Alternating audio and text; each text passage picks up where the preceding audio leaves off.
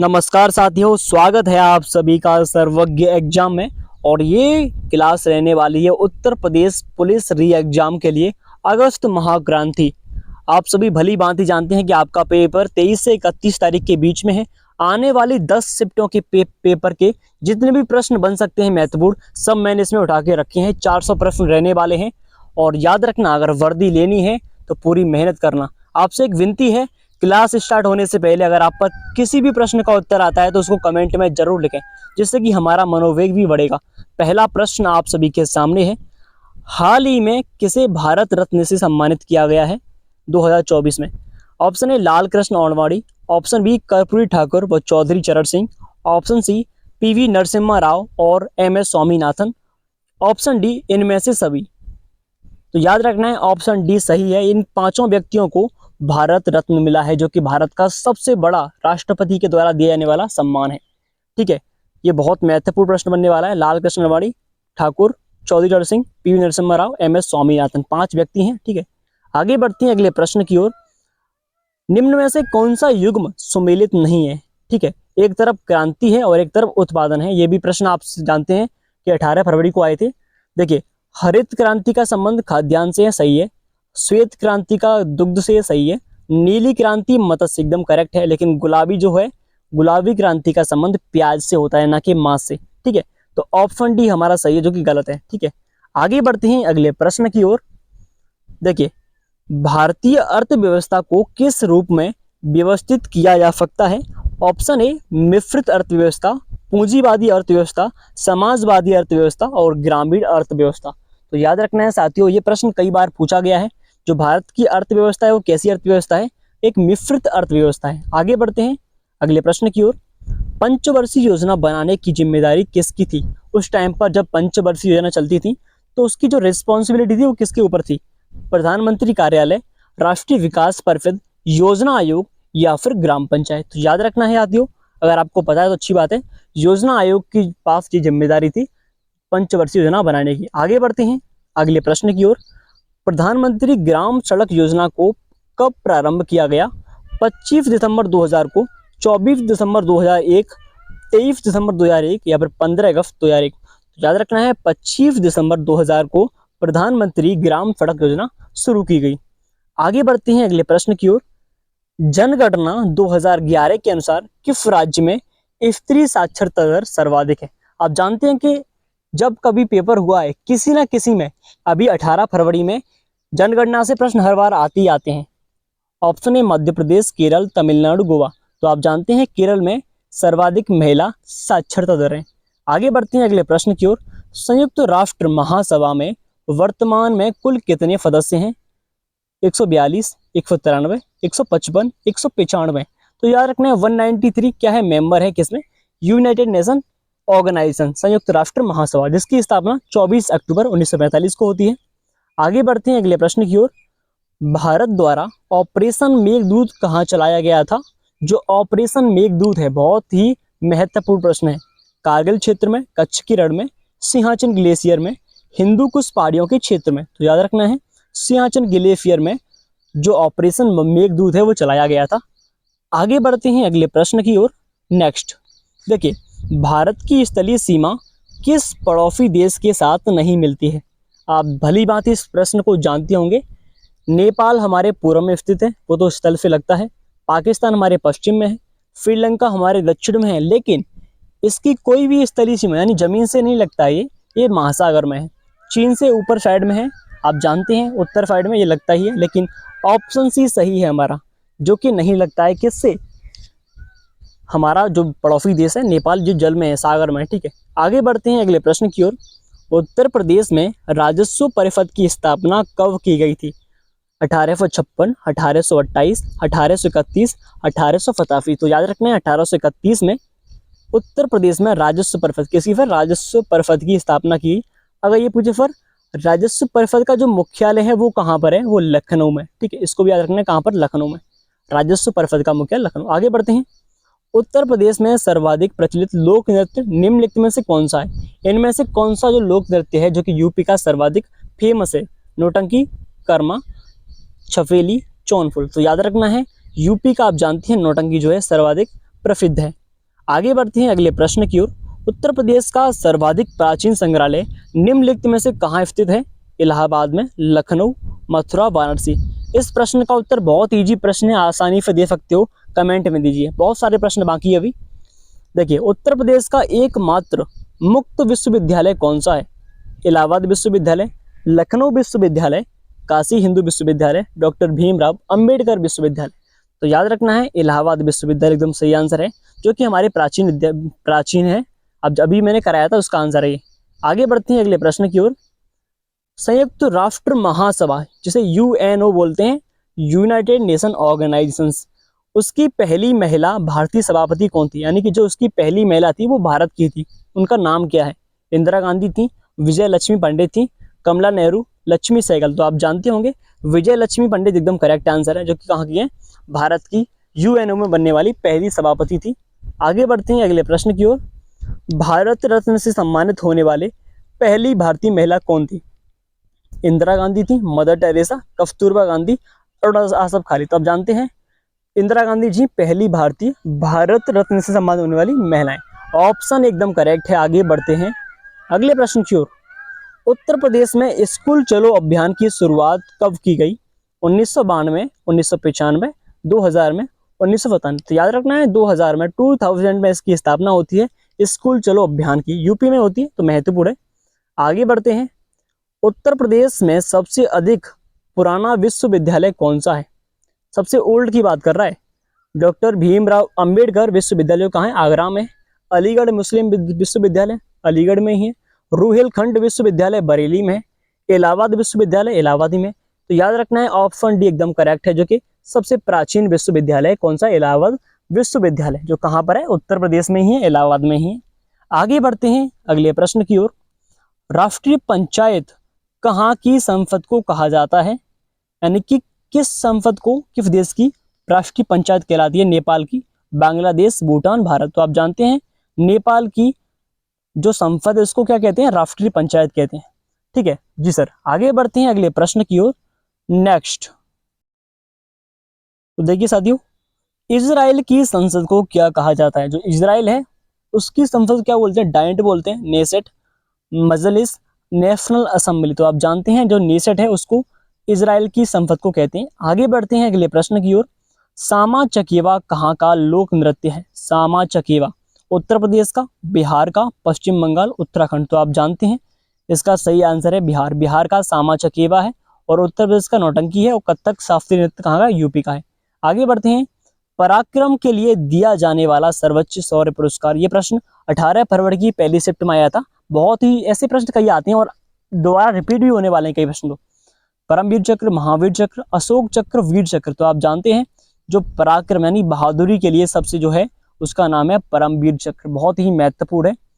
परमवीर चक्र सही आंसर है। आगे बढ़ते हैं। निम्न में से भारत की किस महिला ने सर्वप्रथम मिस वर्ल्ड का खिताब जीता?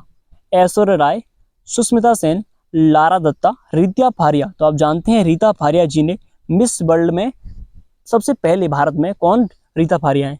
आगे बढ़ते हैं अगला प्रश्न। निम्न में से कौन युग्म सुमेलित नहीं है? राष्ट्रीय खेल हॉकी आप जानते हैं, राष्ट्रीय पक्षी मोर है, राष्ट्रीय पशु शेर, लेकिन राष्ट्रीय वृक्ष क्या होता है सर? बरगद होता है भारत का। तो ये गलत है। अगर यूपी की बात करते हैं तो अशोक होता। ठीक है जी सर। तो बहुत अच्छे प्रश्न है आपके लिए। अगर प्लीज़ अगर क्लास पसंद आ रही हो तो लाइक जरूर कीजिए और सब्सक्राइब कीजिए, क्योंकि बहुत प्रश्न आगे आने वाले हैं अभी। वंदे मातरम राष्ट्रीय गीत के रूप में कब स्वीकार किया गया? वंदे मातरम 15 अगस्त 1947, 26 नवंबर 1949, 26 जनवरी 1950, 2 अक्टूबर 1950। याद रखना है 26 जनवरी 1950 को वंदे मातरम को जो राष्ट्रीय गीत है उसको अपनाया गया था, 26 जनवरी 1950 जब भारत गणतंत्र हुआ। ठीक है, आगे बढ़ते हैं अगले प्रश्न की ओर। विश्व मानवाधिकार दिवस कब मनाया जाता है? विश्व मानवाधिकार दिवस 9 अगस्त को, 10 दिसंबर, 5 दिसंबर, 9 दिसंबर। तो याद रखना है साथियों, जो विश्व मानवाधिकार दिवस है वो मनाया जाता है 10 दिसंबर को, जिसे बोलते हैं वर्ल्ड ह्यूमन राइट्स डे। क्या बोलते हैं? World human rights day. आगे बढ़ते हैं अगले प्रश्न की ओर। ऑपरेशन जीरो आवर कब शुरू हुआ? 9 अगस्त 1942, 5 मार्च 1926, 7 अगस्त 1948, 1 अप्रैल 41। तो याद रखना है जो ऑपरेशन जीरो आवर है वो असहयोग आंदोलन में चलाया गया था 9 अगस्त 1942। याद रखना है इसको जीरो आवर इसीलिए कहते हैं क्योंकि रात के 12 बजे चलाया गया था, तो इसे हम ऑपरेशन जीरो आवर कहते हैं। रात के 12 बजे चलाया गया था। आगे बढ़ते हैं अगले प्रश्न की ओर। 10 के आधार पर जनगणना कब शुरू हुई? जो 10 के आधार पर भारत में जनगणना कब? 1872 में, 1881, 1885, 1889। तो याद रखना है 1872 में लॉर्ड मेयो द्वारा, जो मेयो था उस टाइम पर गवर्नर जनरल, उसके द्वारा 10 के आधार पर चलाई गई थी ये योजना। आगे बढ़ते हैं। भारतीय संविधान में जो भारतीय संविधान सभा थी उसमें कितनी महिला सदस्य थी? 15 थी, 18, 20, 12। कई बार एग्जाम में प्रश्न पूछा गया है, तो याद रखना है जो 15 महिलाएं थी भारतीय संविधान सभा में थी। ठीक है, अगर ये पूछे कि उनमें से एकमात्र महिला मुस्लिम कौन थी तो बात करने वाले हैं उनकी। देखिए, प्रांतों में द्वैध शासन किस अधिनियम के द्वारा शुरू किया गया? 1919, 1935, 1945, 1958। तो याद रखना है 1919 में प्रांतों में द्वैध शासन। द्वैध शासन का मतलब ये होता है कि दोहरी शक्ति, जैसे कि मान लीजिए उत्तर प्रदेश में अलग सरकार बनेगी और केंद्र सरकार एक अलग सरकार है, ठीक है, उस प्रकार से शक्तियां बांटी गई, तो उसको क्या कहते हैं? दो द्वैध शासन कहते हैं। और 1919 में जो मॉन्टेग्यू चेम्सफोर्ड है वो चलाया गया था। ठीक है, आगे बढ़ते हैं अगले प्रश्न की ओर। नेक्स्ट देखिए, भारत के संविधान में राष्ट्रपति उपराष्ट्रपति के चुनाव में विवाद का निपटारा किस अनुच्छेद में? अनुच्छेद 70, अनुच्छेद 71, 72, 73। तो याद रखना है आर्टिकल 71 अनुच्छेद 71 में अगर राष्ट्रपति उपराष्ट्रपति के चुनाव में कोई विवाद होता है, कोई झगड़ा होता है, तो उसका निपटारा कौन करेगा? सुप्रीम कोर्ट करता है अनुच्छेद 71 के तहत। आगे बढ़ते हैं। छठ फेस्टिवल कहाँ मनाया जाता है? उत्तराखंड में, हिमाचल प्रदेश, जम्मू कश्मीर, पंजाब। तो याद रखना है छठ फेस्टिवल जो कहाँ का है? हिमाचल प्रदेश का। बहुत ही इंपॉर्टेंट है, कई बार पूछा गया है। आगे बढ़ते हैं। जमशेदपुर किस नदी के किनारे स्थित है? ताप्ती नदी, महानदी, स्वर्ण रेखा नदी, सरयू नदी। तो याद रखना है स्वर्ण रेखा नदी है उसके किनारे पर जमशेदपुर स्थित है। अगर आपसे कहे सर महानदी किस शहर के किनारे है? जो महानदी है वो कटक शहर के, जो कहाँ पर? उड़ीसा में है। अगर सर ये पूछे सरयू किस नदी के किनारे हैं, तो आप बता देना अयोध्या। जो अयोध्या है भगवान राम की नगरी है। ठीक है, कमेंट में एक बार अगर जय श्री राम लिखना चाहते हो तो लिख दीजिए भाई साहब, जय श्री राम बहुत महत्वपूर्ण है। आगे बढ़ते हैं अगले प्रश्न की ओर। निम्न में से कौन एक स्वदेश राशि है? देख रहे हो कि कैसे कैसे प्रश्न लेके आया हूं मैं आपको सब कुछ कवर कराना चाहता हूं इस वीडियो में।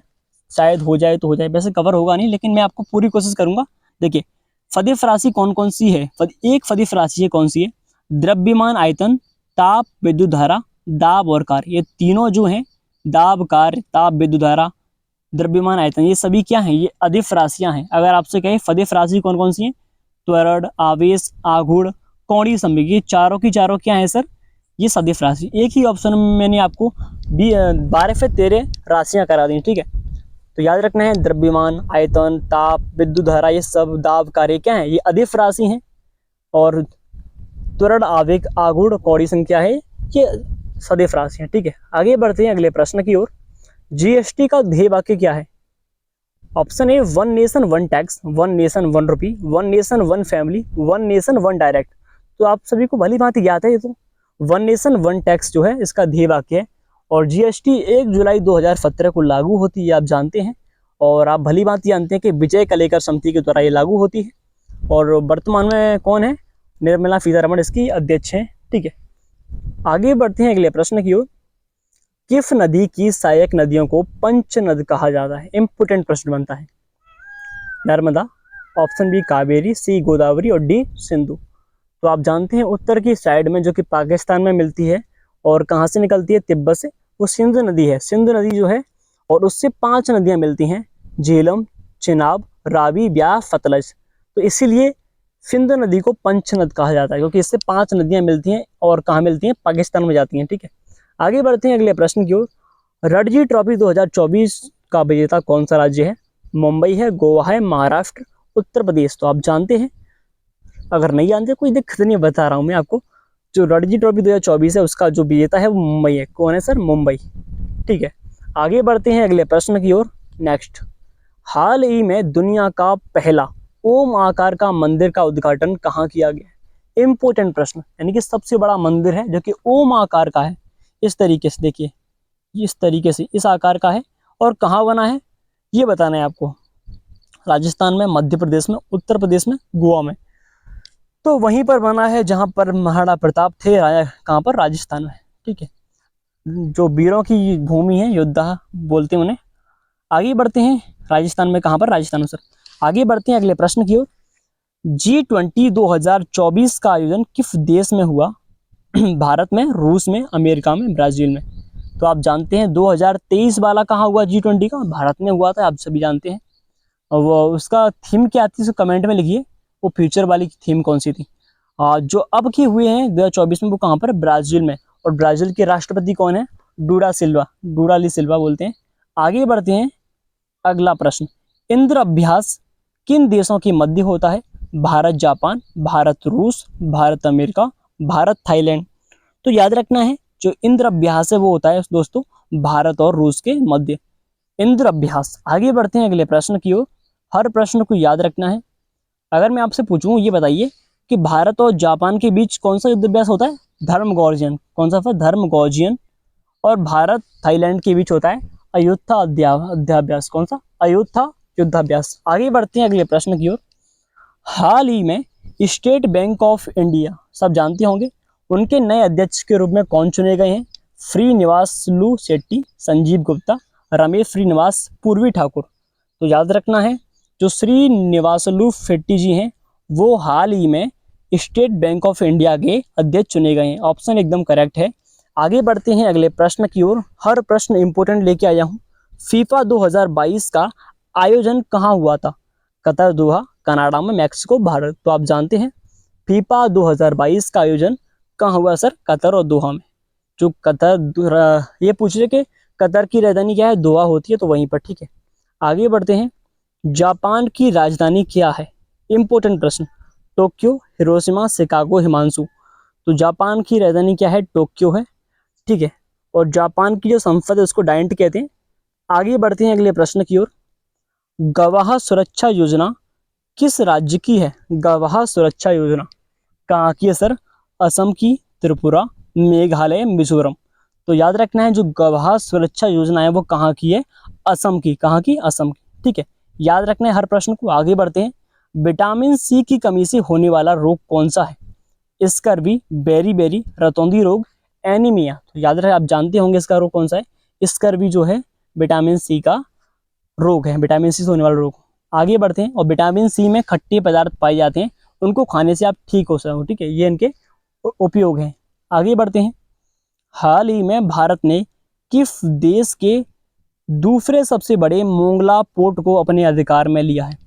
सबसे इंपोर्टेंट प्रश्न। अगर आपसे, अभी मैंने आपसे बात की, जो तीस्ता जल विवाद है वो भारत बांग्लादेश के बीच हुआ।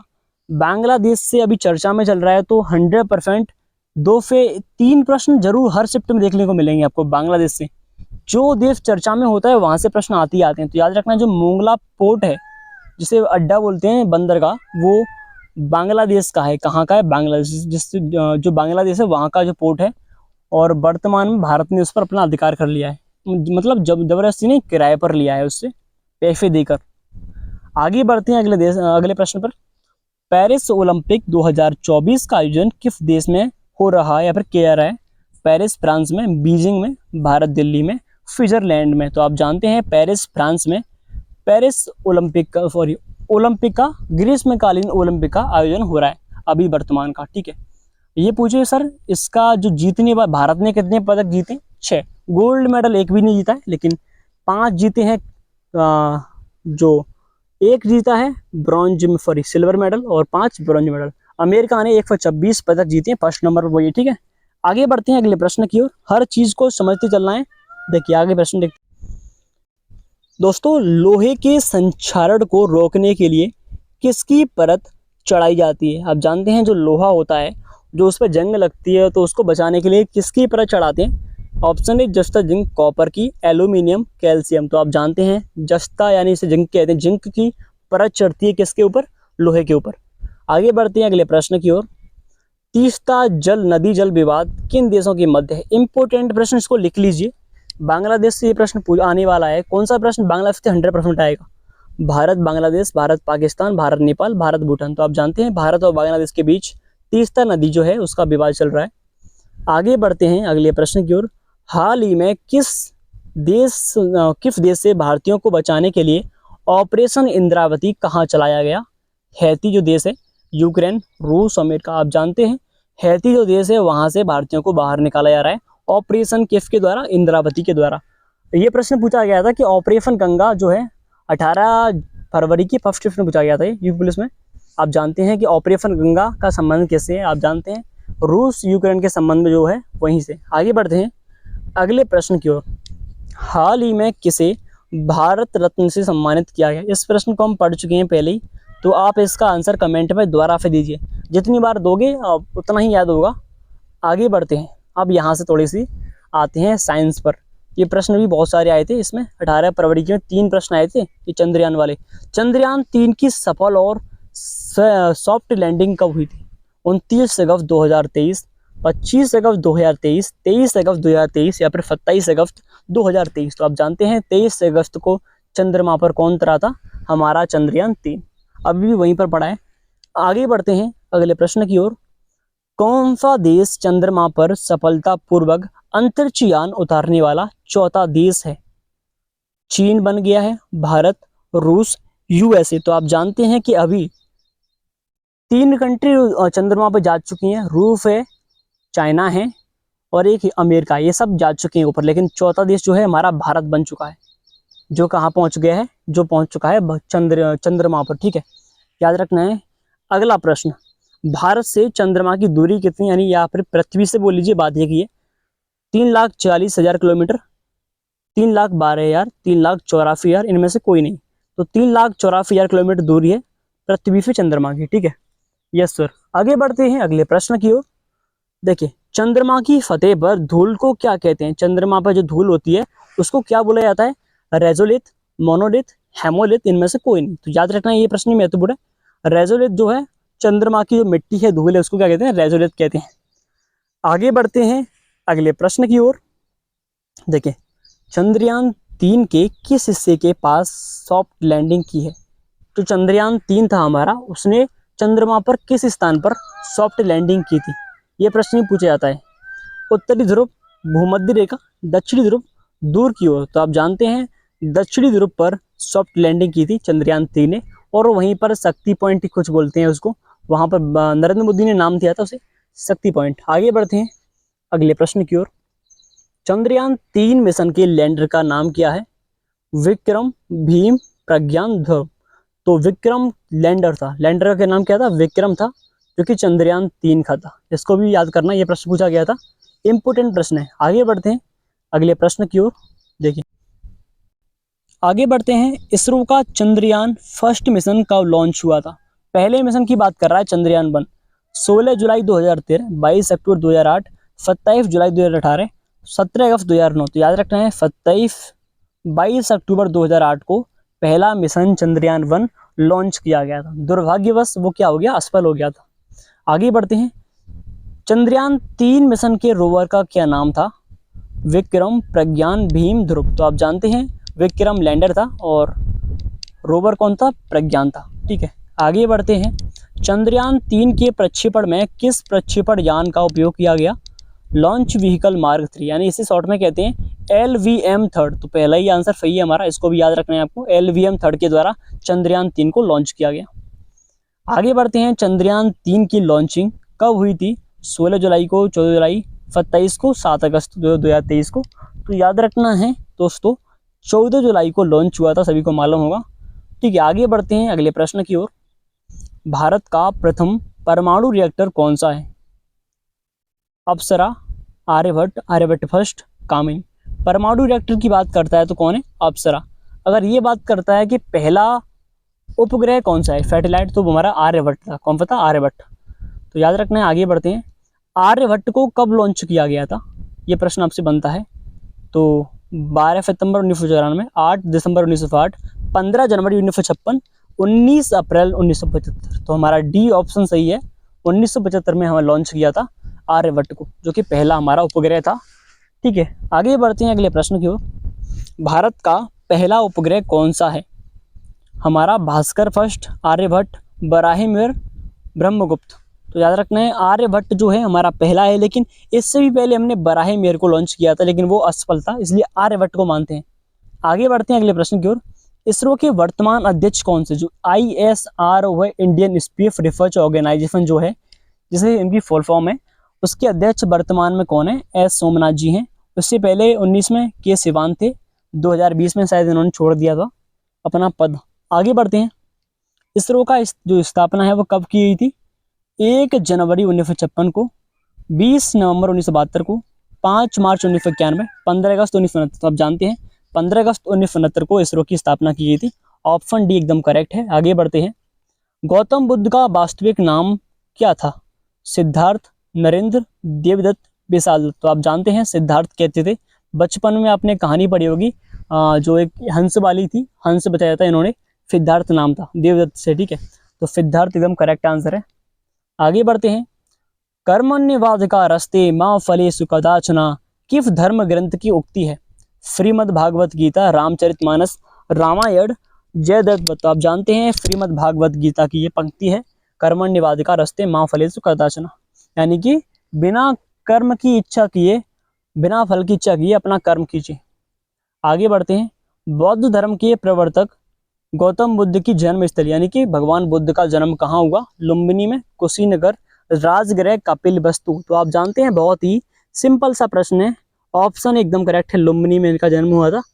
आगे बढ़ते हैं अगले प्रश्न की ओर। कौन सा स्थान गौतम बुद्ध से संबंधित नहीं है? देखिए बहुत ही सही प्रश्न है। सारनाथ में इन्होंने पहला उपदेश दिया, जिसको धम्म चक्र प्रवचन कहते हैं, धम्म चक्र प्रवचन कहते हैं। बोध गया बिहार, इनका बिहार जन्मस्थली है। कुशीनगर जो उत्तर प्रदेश में है, वहां पर इनको मोक्ष की प्राप्ति हुई थी, यानी कि मृत्यु हुई थी। और डी जो है इनसे इनका कोई संबंध नहीं है, पावापुरी। पावापुरी में तो जैन धर्म के भगवान महावीर स्वामी की मृत्यु हुई थी। तो डी एकदम करेक्ट है। आगे बढ़ते हैं। महात्मा बुद्ध ने अपना प्रथम धम्म चक्र प्रवर्तन किस स्थान पर दिया? लुम्बिनी में, सारनाथ, पाटलिपुत्र, वैशाली। तो आप जानते हैं पहला जो दिया वो कहाँ दिया? सारनाथ, उत्तर प्रदेश में, ठीक है। बी एकदम करेक्ट है। भगवान जी का पहला जो बुद्ध थे उनका पहला सारनाथ में, जिसे धम्म चक्र प्रवर्तन कहते हैं। महावीर स्वामी का जन्म कहाँ हुआ था? कुंडग्राम में, पाटलिपुत्र, मगध, वैशाली।